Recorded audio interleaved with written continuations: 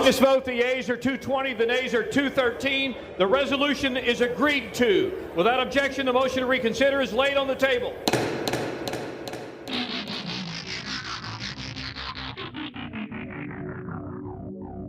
Hello and welcome to What the F*** Just Happened Today, your essential guide to the daily shock and awe in national politics. I'm Joe Amditis. Let's get to it. It's Tuesday, January 10th, 2023. Welcome to day 721. House Republicans pushed through a rules package for the new Congress over concerns about the concessions Kevin McCarthy made to 20 far-right conservatives in order to secure his job. The rules packages passed 220 to 213, with one Republican joining the Democrats in unified opposition.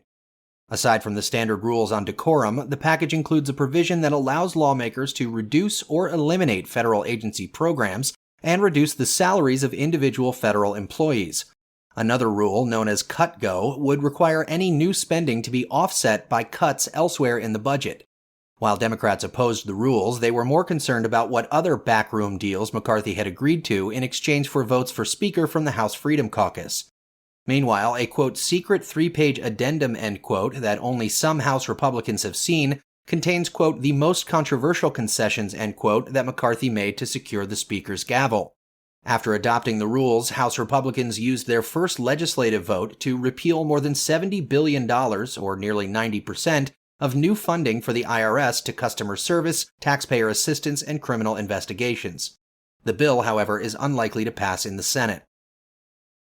Moving on, in an effort to equate it to the 320 classified documents the FBI seized from Trump's residence, House Republicans requested a national security damage assessment of the 10 potentially classified documents that were found in Biden's private office from his time as vice president. The Biden documents, which included intelligence memos and briefing materials on Ukraine, Iran, and the UK, were found on November 2, 2022, in a locked closet in Biden's Washington office space.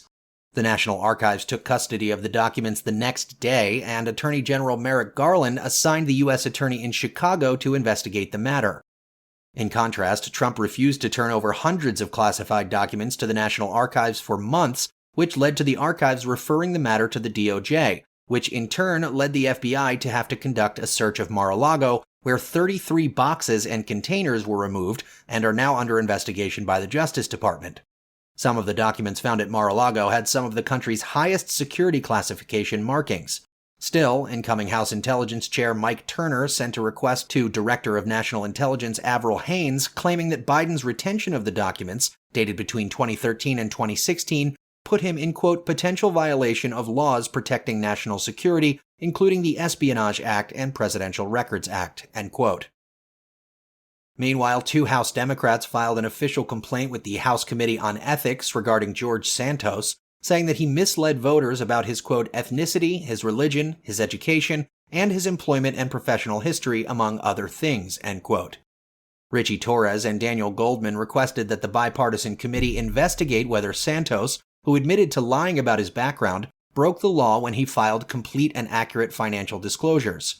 Separately, the Nonpartisan Campaign Legal Center filed a complaint with the FEC, alleging that Santos had run a straw donor campaign, which helped him evade campaign finance limits. Republicans have largely remained silent on the matter, instead saying that it was being addressed internally. Moving on, former Trump Organization finance chief Allen Weisselberg was sentenced to 5 months in jail for multiple tax crimes that he committed while working at the company for more than 15 years. Weisselberg pleaded guilty last August to 15 felonies in a deal with prosecutors, which required him to testify truthfully at the trial of the Trump Organization, pay $2 million in back taxes, interest, and penalties, and waive any rights to an appeal. Weisselberg will leave the Trump Organization after he completes his sentence, and he will still receive his $500,000 annual bonus. Back in D.C., the Department of Education proposed new federal student loan payment rules that would reduce the monthly bills for some borrowers and completely pause payments for others. Under the proposal, borrowers who make less than roughly $30,600 annually, or a family of four that makes less than $62,400, would not have to make any monthly payments on their federal student loans. The changes would also cut monthly payments in half for borrowers who make more than those annual amounts. The Biden administration estimates that the new income-driven repayment plan would save borrowers nearly $2,000 a year. And finally, the last 8 years were the 8 warmest years on record. The European Union's Copernicus Climate Change Service reported that 2022 was the 5th warmest year on record.